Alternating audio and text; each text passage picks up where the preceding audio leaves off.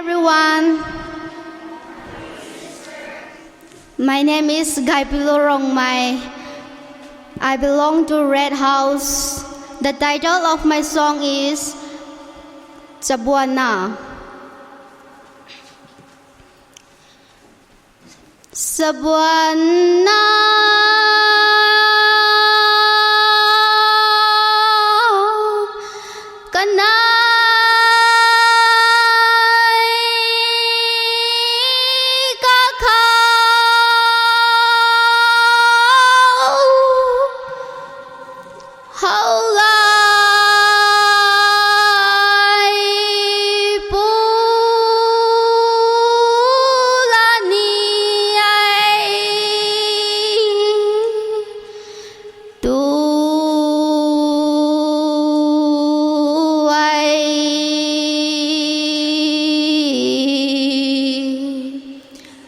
Kapansin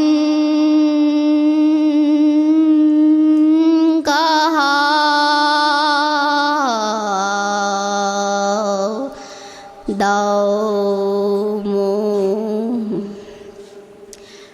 hè kapansin gaya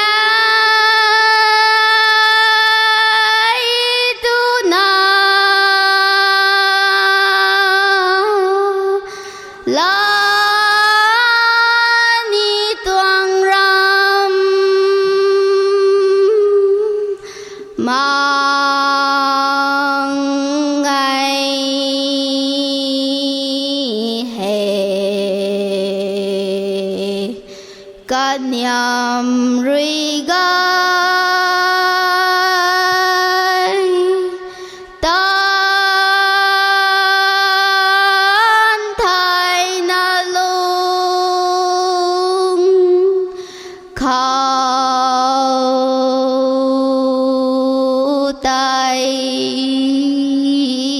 đấng ta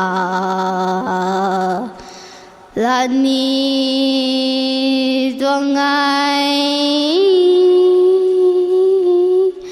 muốn gai thiam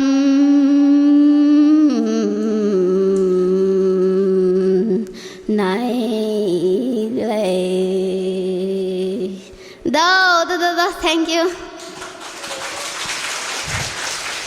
Thank you, Miss Gaipilu, for your sweet